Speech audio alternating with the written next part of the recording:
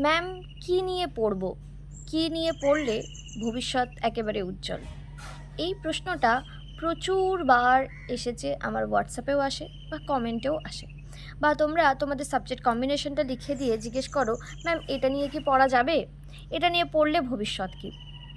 By the way, আমি কোহেলি, তোমরা দেখছো step to success with Kohli. আজকের আলোচনার বিষয় পড়াশোনা এবং চাকরি। ছোট থেকেই আমাদের কি শুনতে হয়েছে? পড়াশোনা ভালো করে করো, তবে তো ভালো চাকরি পাবে। এই কথাগুলো আমরা ছোটোবেলা আমরাও শুনেছি, তোমরাও শুনছো, পরের জেনারেশনও শুনতে থাকবে। কিন্তু রিয়েল ফ্যাক্টটা তোমাদেরকে জানতে হবে। আমরা যে পড়াশোনাটা করি, এই পড়াশুনো থেকে পড়াশুনো রিলেটেড বা আমি যেই সাবজেক্টটা পড়ছি সেই সাবজেক্টটা দিয়ে চাকরি পাওয়াটা ডিফিকাল্ট, খুবই ডিফিকাল্ট। আমি আগে একটা ভিডিও করেছিলাম হিস্ট্রি নিয়ে পড়লে কোন কোন চাকরির দিক দিক খোলা থাকে এবং কোন কোন চাকরি পেতে সুবিধা হয়। এটা যেমন সত্যি যে একটা সাবজেক্ট তুমি পড়লে, সেই সাবজেক্টে মাস্টার্স করলে, পিএইচডি করলে, তোমার যদি টিচিং প্রফেশন ভালো লাগে বা সাবজেক্টটা ভালো লাগে, তখন তুমি মাস্টার্স, পিএইচডি এইসব করতে পারো।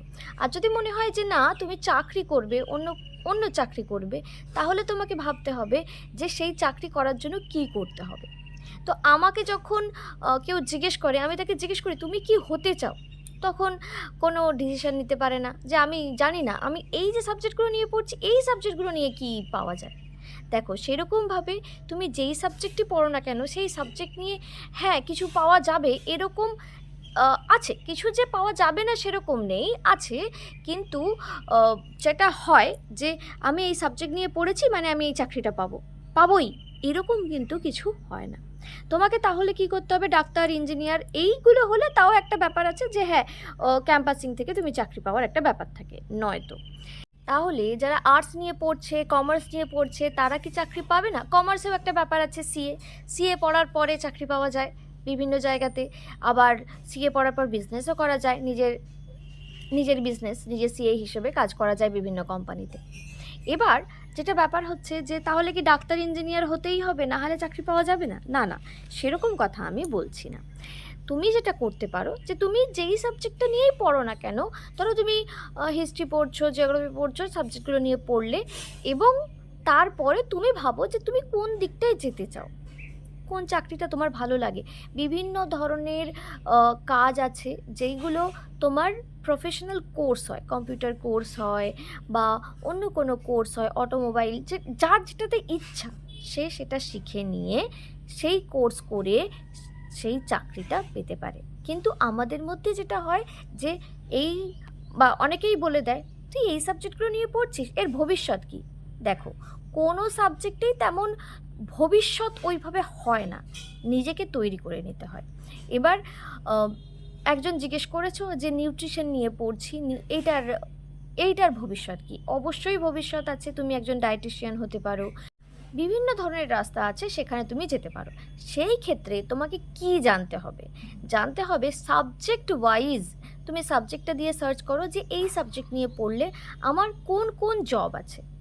এবং দেখো, নিউট্রিশন তুমি যখন পড়ছো, নিউট্রিশনে অনার্স যদি নিতে চাও, বেশিরভাগ ক্ষেত্রে তোমাকে কেমিস্ট্রি রাখতে হবে। তুমি এইচএসে কেমিস্ট্রি রাখোনি কিন্তু নিউট্রিশন রেখেছো, কারণ সাবজেক্টটা তুমি পেয়ে গেছো, তোমাদের স্কুলে আছে, তুমি পেয়ে গেছো, তুমি সেই সাবজেক্টটা নিয়ে সাবজেক্টটা রেখে দিয়েছো, কিন্তু পরবর্তী সময় সেটা নিয়ে আর এগোতে পারবে না। তখন কি সমস্যা হবে? তখন তো একটা সমস্যা যে তুমি সাবজেক্টটা নিয়ে এগোতেই পারলে না, তো সাবজেক্টটা নিয়ে চাকরি পাবে কী করে? একজন আমাকে বললো ইকোনমিক্স নিয়ে পড়তে চাই, সাবজেক্ট কম্বিনেশনে অঙ্ক নিই। অনেকেই আমার সঙ্গে তর্ক করে, অঙ্ক ছাড়া কি ইকোনমিক্স পড়া যায় না বা পাওয়া যায় না? হ্যাঁ, পাওয়া যায়, কিন্তু ডিফিকাল্ট হয়ে যায়। ইকোনমিক্সের যেই জিনিসগুলো রয়েছে সেইগুলো নিয়ে ডিফিকাল্ট হয়ে যায় অঙ্কটা না জানলে। এবার অনেক আমাকে রিকোয়েস্ট করেছিল যে ইকোনমিক্স অনার্সের ব্যাপারে বলতে, অনার্স পড়লে কোন কোন চাকরি পাওয়া যায়। দেখো, ইকোনমিক্স অনার্স পড়লে আর তুমি একটা চাকরির ইন্টারভিউ দিতে গেলে আমি ইকোনমিক্স অনার্স পড়েছি তোমাকে চাকরি দিয়ে দেবে, এরকম কিন্তু নয়।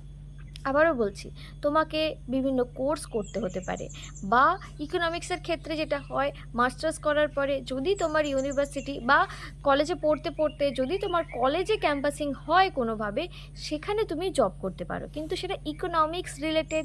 তুমি যে সাবজেক্টগুলো পড়ছো সেই সাবজেক্টের অ্যাপ্লিকেশন থাকবে এমন কোনো কথা নেই। আমি আশা করছি তোমাকে ক্লিয়ার করতে পারলাম। সেটা যে কোনো সাবজেক্টের জন্যই হতে পারে। হ্যাঁ, একটা ব্যাপার হতে পারে যে তুমি গ্র্যাজুয়েশন করলে, অনার্স করলে কি মাস্টার্স করলে তারপরে তুমি টিউশন পড়াচ্ছ, যেমন আমি পড়াই। তো সেটা তুমি সাবজেক্ট রিলেটেড হতে পারে।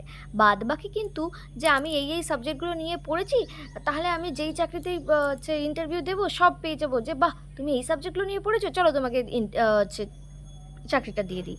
এটা কিন্তু হয় না।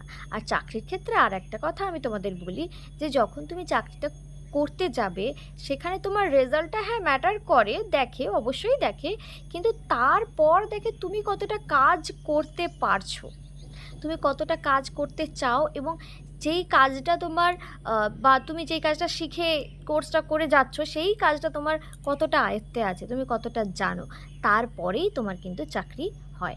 আর যদি সরকারি চাকরির ইচ্ছে থাকে, সেটা যে কোনো সাবজেক্টে গ্র্যাজুয়েশন করার পরে তোমরা কিন্তু যে কোনো সরকারি চাকরির পরীক্ষায় কি বসতে পারো, যে কোনো নয়, কিছু সরকারি চাকরির পরীক্ষায় বসতে পারো।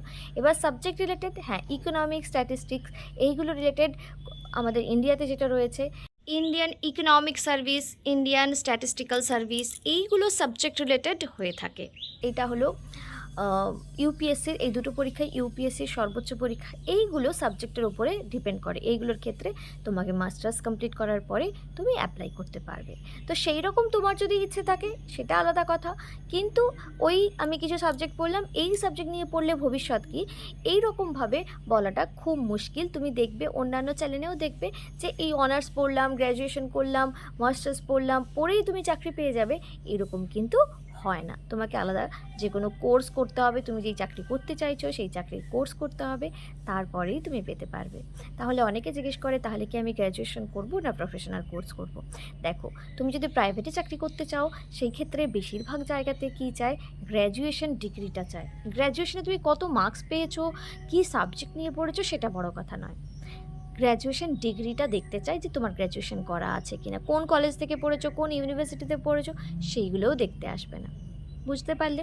তো তাহলে তখন আমরা কি করব, তখন ওই যে কোনো চাকরি পাওয়ার জন্য তোমাকে তো গ্র্যাজুয়েশন, ওই চাকরির হায়ার লেভেলে পৌঁছানোর জন্য তোমার কিন্তু গ্র্যাজুয়েশন ডিগ্রিটা দরকার হয়ে থাকে। তো সেক্ষেত্রে তোমাকে তো গ্র্যাজুয়েশন করাটা খুবই দরকার। আশা করছি আমি তোমাদেরকে বোঝাতে পারলাম যে পড়াশোনার সঙ্গে চাকরির কীরকম সম্পর্ক রয়েছে। ছোটোবেলা থেকে যেটা শুনেছি সেটা কিন্তু পুরোটা সত্যি নয়, কিছুটা সত্যি তো নিশ্চয়ই, তোমাকে গ্র্যাজুয়েশন পর্যন্ত তো করতেই হবে, নাহলে তুমি যেই প্রাইভেট কোম্পানিতেই চাকরি করতে যাও সেখানে কিন্তু তোমার কি হবে না, তোমাকে প্রমোশন দেবে না, এটা কিন্তু ঘটনা। তো সেক্ষেত্রে তো তোমাকে পড়াশোনা করতেই হচ্ছে, আর মানে সেটা যে কোনো সাবজেক্টে, তার মানে এই নয় যে এটা এই সাবজেক্ট নিয়ে পড়লে আমি এগিয়ে যাব। এবার কিছু কিছু সাবজেক্ট আছে যেই সাবজেক্টগুলো নিয়ে পড়লে পার্টিকুলার জব পাওয়া যায়, সেইগুলো তোমাকে আলাদা করে জানতে হবে। এবার তুমি যে কোনো সাবজেক্ট কম্বিনেশনে কিন্তু হয় না, এবার সেই কোনো সাবজেক্ট নিয়ে পড়লে সেটা কিন্তু একদম শেষ অবধি মানে অন্তত মাস্টার্স পর্যন্ত করতেই হয়ে থাকে।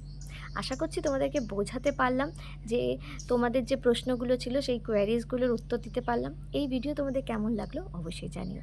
আমার ভিডিও দেখার জন্য তোমাদেরকে অনেক থ্যাংক ইউ।